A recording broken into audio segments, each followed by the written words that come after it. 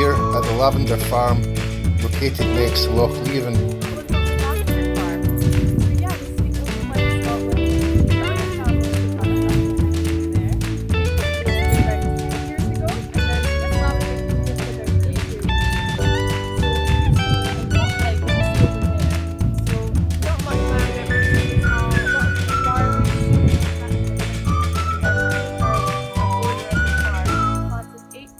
Plants from the retirement project.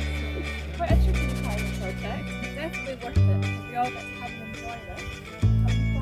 We planted 2,000 different over there, and then 2,000 over here. We do like to call it slum over here. But then planted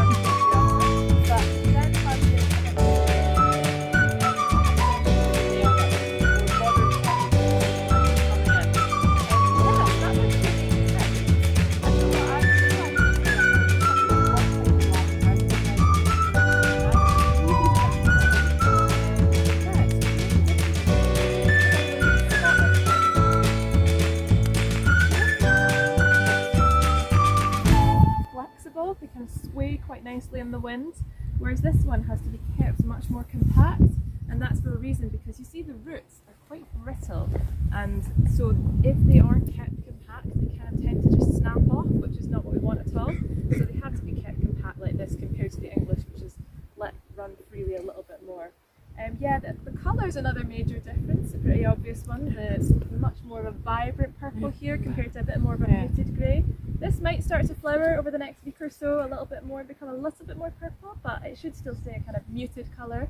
The other thing is the shape of the head. This one's a little bit more of a round shape, whereas this one is a little bit sort of mean looking, like pointy and upright.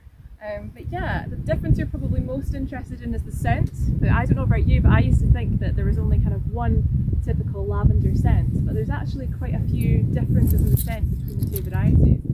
So I'd like to ask you to come and take a bit of the head of the English in your hand, and then take a bit of the French in your other hand. And Then try and keep them in separate hands if you can, just because then that separates the scent a little bit. And then you can just scrunch them up between your fingers, and then you can smell them. Because when you scrunch them up, you're kind of bursting the little oil sacs, so it's a little bit more smelly.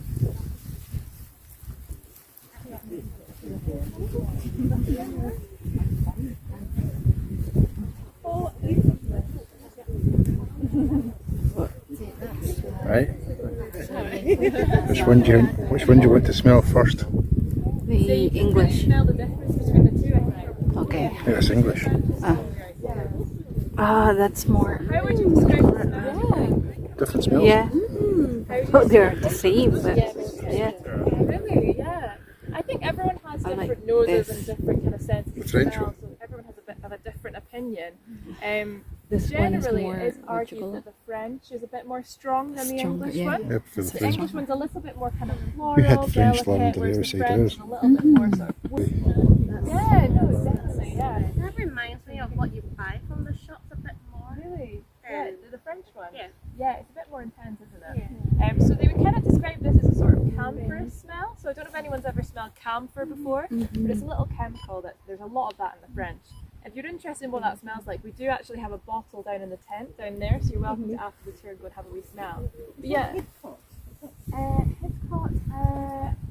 don't believe so. I'm not sure. I think that makes Grosso variety. But I think we do have Hitchcock here. I'm not sure if that's Hitchcock there. Well, it is. I mean, the sun's coming out for us now, but I'm not sure how long that'll last. Hopefully a bit long. Fingers crossed. But yeah, so the lavender, despite the fact that it's called the French lavender and the English lavender, they're both originally from the Mediterranean, so they both love really warm, really dry conditions, and so it's really important that we keep it that way for them so we can flourish like they do here. So I don't know if anyone can suggest why the slope might be helpful for that. Drainage. Yeah, exactly. So it's really helpful, quite simple. When it does rain, it just drains away. And that's one of the main reasons we don't use any pesticides here, because you can see the beautiful loft we've got beyond those trees. If we did use pesticides, then it would just, there's the risk that it would just drain away into the loch, which is not what we want at all, and it would also not be very good for the wildlife that we've got here, which is definitely a big focus for the Irwin family, is that we preserve the wildlife that we've got here. So yeah, the other thing about the slope is it is south facing, and so that means it gets all the sunlight it possibly can. So you can see the sun coming nicely down on the lavender there. So yeah, if it was flat or if it was north facing, it wouldn't get much sun at all, and then it wouldn't survive as well as it does this way. You can maybe even see at the bottom of the slope, there's not much French lavender towards the bottom, and that's for a reason, because the English is actually a lot more kind of a hardier plant than the French. So the English survives all the way down the slope, whereas the French, because if you think about a slope, not enough sunlight is going to reach the bottom. The other thing you might notice at the middle of the slope, the flowers are actually a bit bigger, and the oil, there's a lot more oil in the flowers in the middle of the slope. Touching your hand, getting Take a seat wherever you'd like.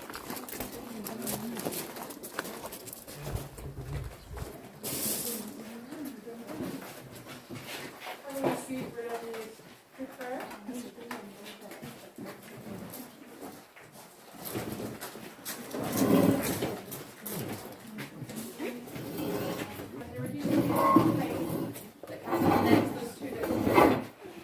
But yeah, I'll just guide you through how we take that beautiful field that we saw out there and turn it into the lovely smelling oil that we all love.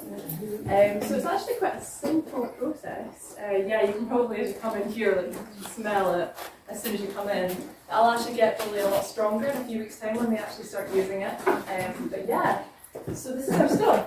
I don't know if anyone's been to the kind of alcohol distilleries before. It's kind of a similar sort of process.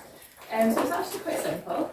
So you see this bit down here, this is our kettle. So what does a kettle do? Well, it's water. So we pop our water in our kettle, and then we have a gas heat source underneath. And that heats it up, and then the steam rises up. And so the blooms get put in the steaming chamber. So I'll just, as an example, show you it with a dried bunch here. So it would be freshly cut that we'd use and put in there, obviously. You see this little tool that we've got hanging up here? This is called a sickle. So that's a very sharp tool that Graham, the owner of the farm, he goes round by himself and hand cuts all of the lavender.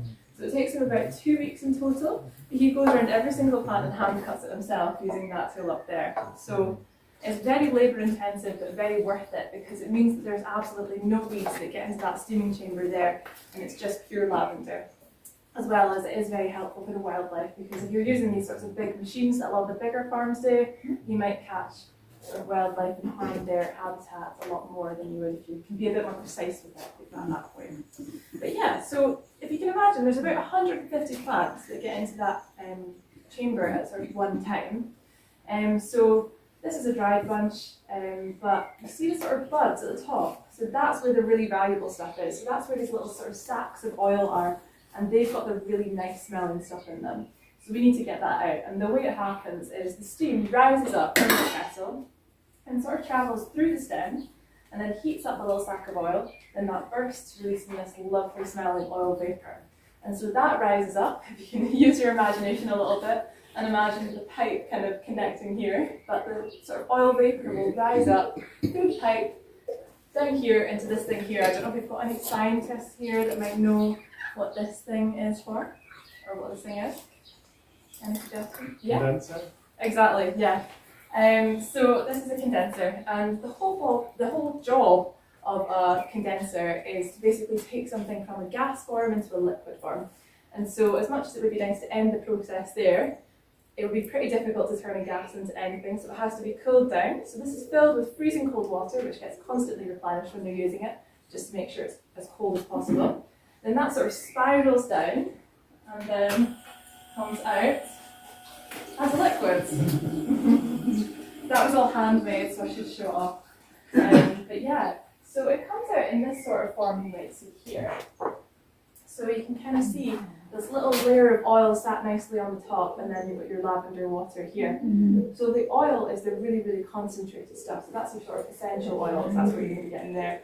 Whereas your lavender water is a little less concentrated. So I'll just open this up and pass it around for you all to have a wee smell. But just beware, it's very, very potent, so please don't drink it. But I'll just pass that around for you to have a wee smell.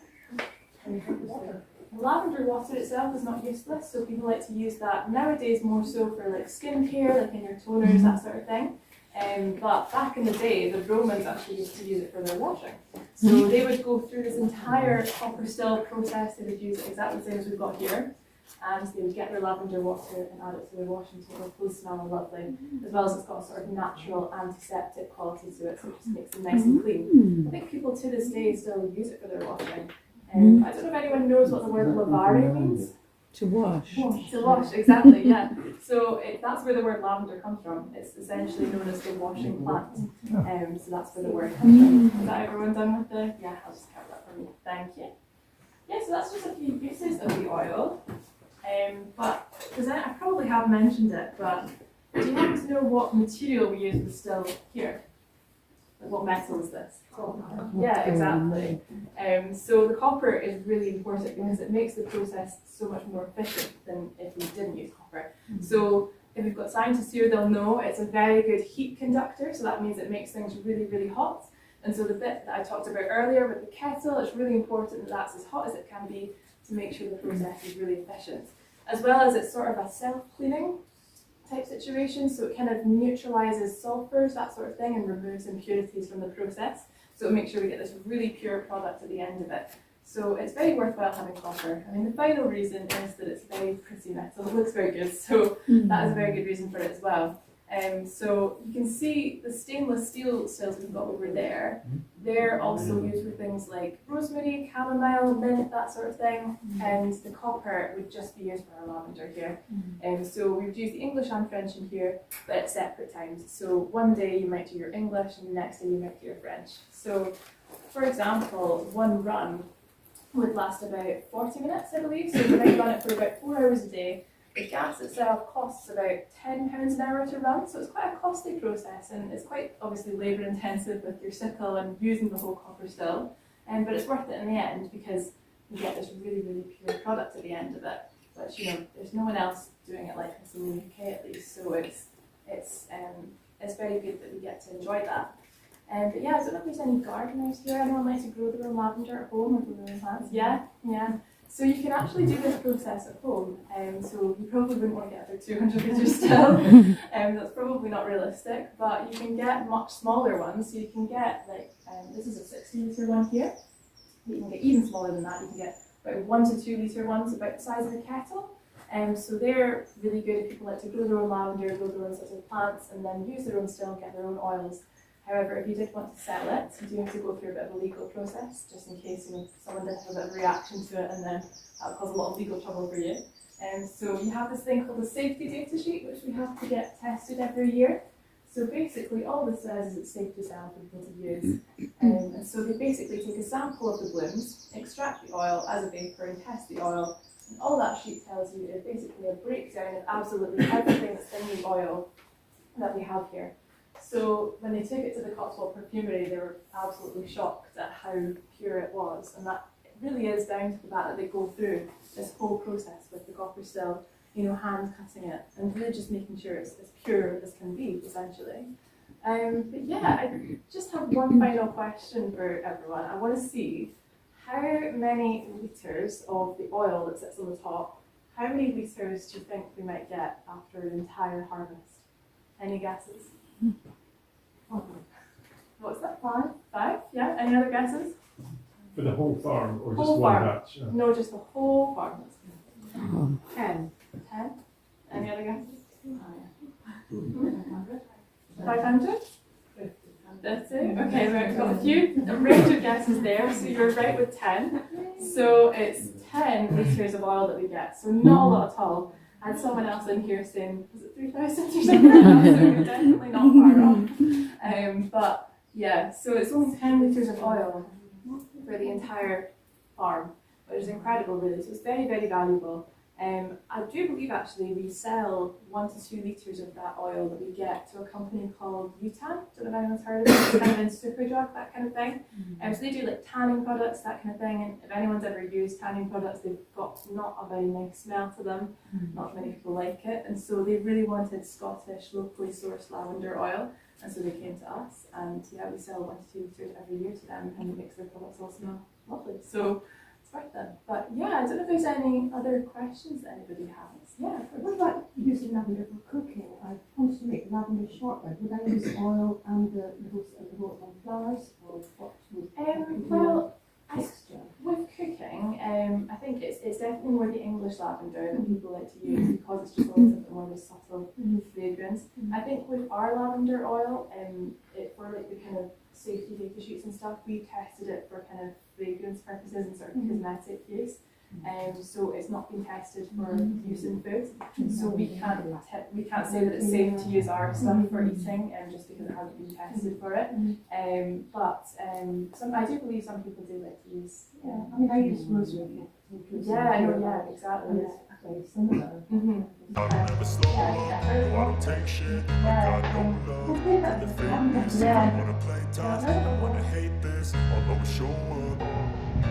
I don't ever slow up, no I don't take shit. I got no love for the fakeness. If you wanna play tough and wanna hate this, I'll always show up and make a statement. I don't ever slow up, no I don't take shit. I got no love for the fakeness. If you wanna play tough and wanna hate this, I'll always show up and make a statement. Everything I do so instinctive and so passionate. Every word I move so descriptive like an adjective. I got a vendetta against people who patented being negative when you should be getting after it.